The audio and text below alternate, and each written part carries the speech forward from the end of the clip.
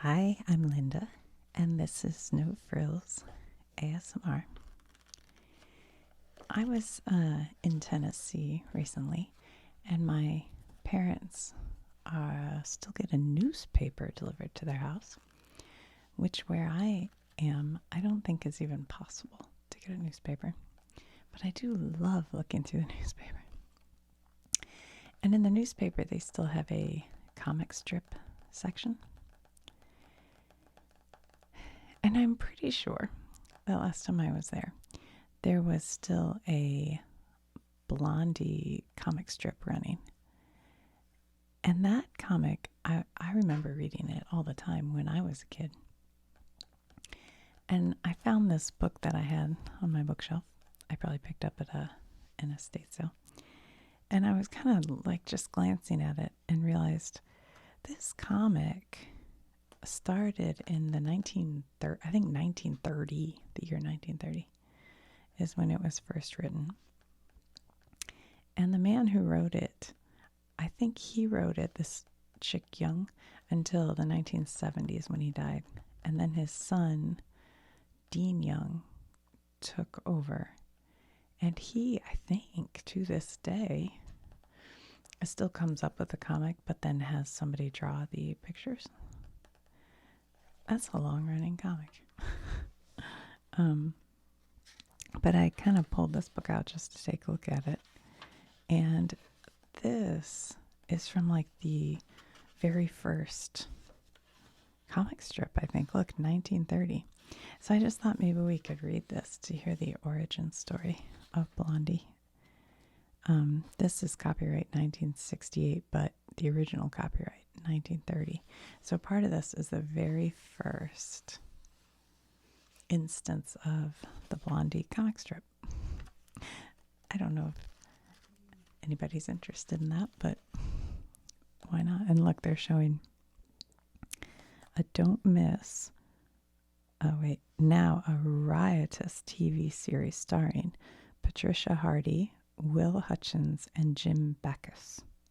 Dagwood, America's most lovable husband, and his light-brained wife, Blondie, are making it in Signet and CBS. So they had a TV show. I think they made movies, all kinds of things. All right, so let's hear the origin story real quick.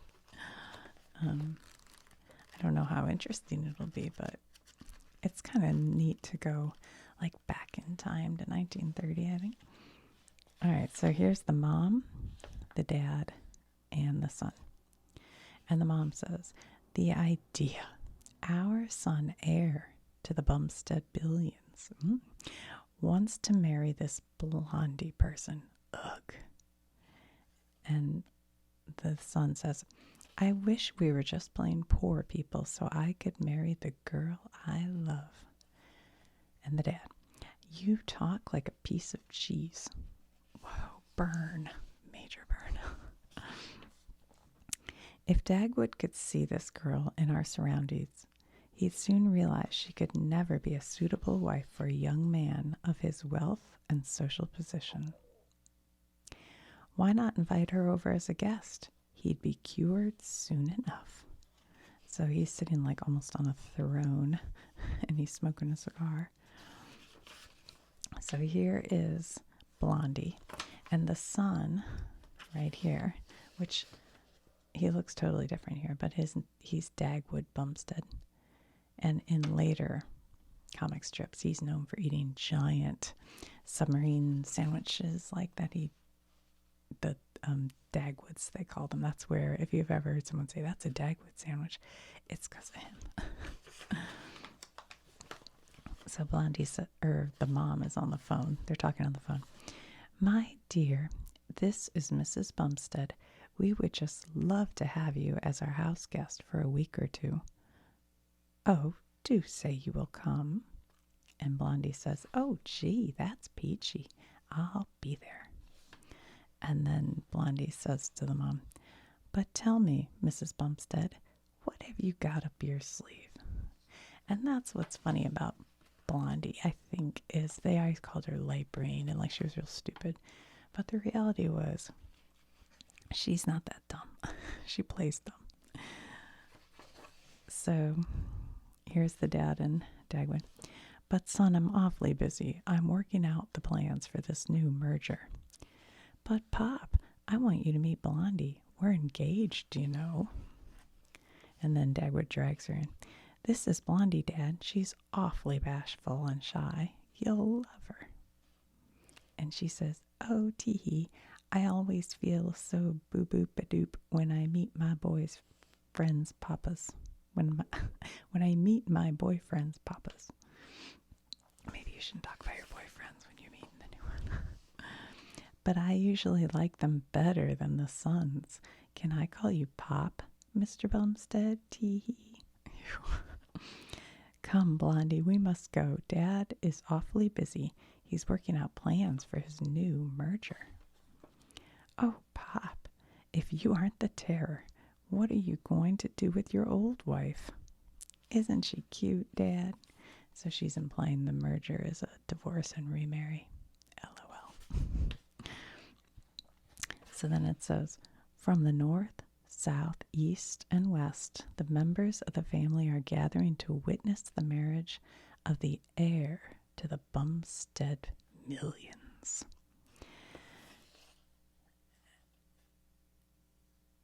So the mom says, this is Blondie. Blondie says, how do you do? So she's going to marry into our family, huh? Now, folks, if you'll follow me upstairs, I'll show you to your guest room. Cousin Julius and his wife will take the green room. Now be sure to make yourselves at home. And they're letting her carry all their luggage and umbrella while they look all snooty in the background. And the mom says, it's real sweet of you to help us get the guests settled. And look at Blondie on her heels, man, her tippy toes. It's fun. And look, I've made $2.60 in tips already. And Dad's like, oh no. What a pity he had to fall in love with a girl so far beneath him.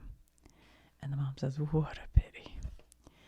The dad says, now remember, you're marrying against my wishes. Your inheritance is cut off, and don't ever come crying to me to support you. And Dagwood says, I don't mind giving up everything for you. You're worth it. I'll get a job. And Blondie says, we'll live on, love. Isn't it wonderful, darling? Friday the preacher will make you mine. You will be Mrs. Dagwood Bumstead. It's all right for you, dear. But think of me, stuck with over 200 sheets of stationery with my maiden name on it. And all the family's like, that's what she's worried about. I think they thought maybe she'd run once he wasn't worth any money. All right, Blondie. Come on, the organ is playing. Here comes the bride. I kind of read that wrong, but there she is, all dressed for the wedding. And I pronounce you man and wife. Well, for goodness sakes, what a pity.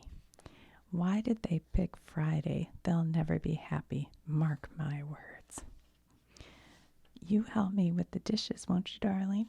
Yeah, but we'll worry about the dishes after we get back from our honeymoon. So they get married, and they lose the Bumstead fortunes. But here they are in 2025, still moving through life. So there's the Blondie origin story.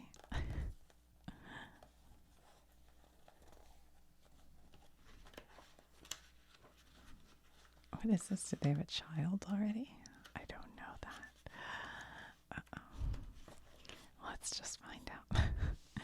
But darling, do you think we'll be able to get a job when we get back from our honeymoon? Say, just wait till I turn myself loose on this industrial age. They'll think a cyclone struck it. Do you know the heir to the Bumstead millions and his bride are guests here in the bridal suite? Heir nothing. His old man disinherited him when he married that girl. I made him pay his rent in advance. See here, Bumstead, this check you gave me on the 10th, National Bank, came back marked no funds. Oh, that must be a mistake. Surely a bank of that size wouldn't be without funds. Are you calling me, Mr. Bumstead? Where are you? Up here, at the window. Tell my wife the baby locked me in the bathroom. She's next door at the Woodleys. Wait a minute. So we went from them just being married to now they have a baby. This is 1935. This is 1935. Wait a minute. 1933. So there must have been, this is the wedding. The honeymoon. 35. I don't know what happened in the 2 years in between.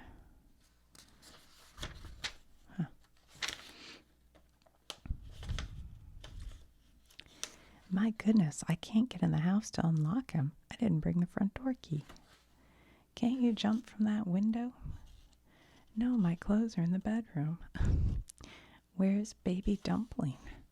I can hear him in the hall striking matches. Okay. And she goes up and he's coloring on the wall. And the doggy's there wagging his tail.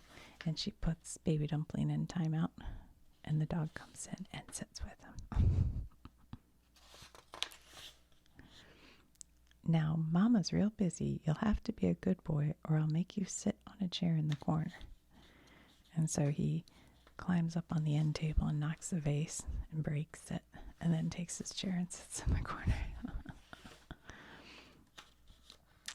And then the dog is ripping up his toy. And so he takes the doggy and sits him in the chair in the corner.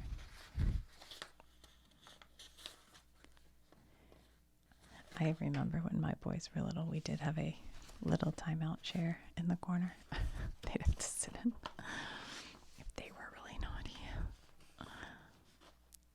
Here I am back in this old corner again. Gee, how I hate this place. If there were only a picture of a duck or some bunnies on the wall so I wouldn't mind it so much. I'm not really bad. I actually tried to be a really good boy today, but I have so much time on my hands. I'd rather have a spanking than sit here. I hate to sit still. Wonder why Daisy doesn't come around to see me. I wish I had a lollipop. Okay, so there we go. So they have a baby Dumpling, and the dog's name is Daisy. We've learned a lot. So when does Dagwood start looking more Dagwoody? This is 1936. He kind of looks more like Dagwood.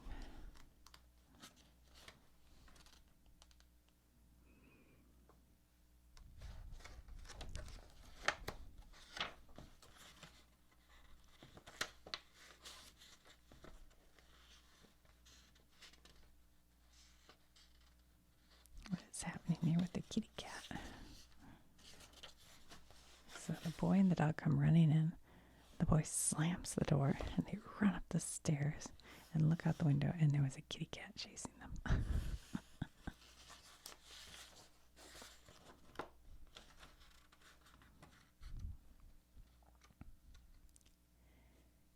And here the dog goes, arf, arf, time to wake up. And Blondie says, Dagwood, wake up, it's after 7. And then they get up, and then the dog goes in the room and sleeps on the bed.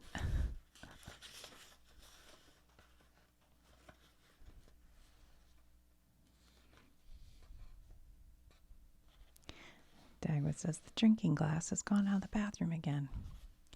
It's probably in the baby's room. He had it. Yow. Oh gosh, war must be a terrible thing. What's the matter? Look what just a toy soldier did to my foot. Okay. That makes me think of Legos when my boys were little. Oh my gosh. Those little Legos would get all over. You know, they just one Lego, and if you stepped on that thing, it was like torture pain. Stepping on Legos. Oh, look, here's the appearance of the sandwich. Let's see what happens. Those mosquitoes will drive me cuckoo. Why do they have mosquitoes? They need screens. They say if you rub vinegar on yourself, the mosquitoes won't bite. That's a good idea. Where is it? It's either in the pantry or the icebox. I don't know why I made this sandwich. I'm not even a bit hungry. Did you find the vinegar? Oh, that's what I went down there to get. Honey snap. So I don't know if that's the first appearance of the Dagwood sandwich, but maybe.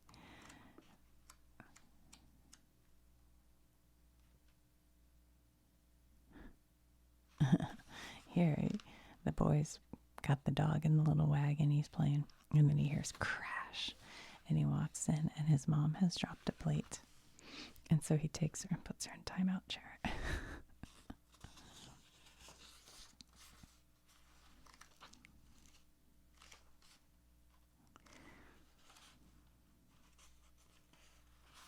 What's here?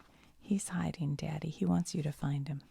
I wonder where Baby Dumpling is. Gee, I don't see him anyplace. And he's got his eyes hidden, so he thinks he's hidden. And then the dog goes, arf, arf. Oh, there he is. I see him. I found him. And then the boy gets mad at the dog because he gave him away. Artie, arf.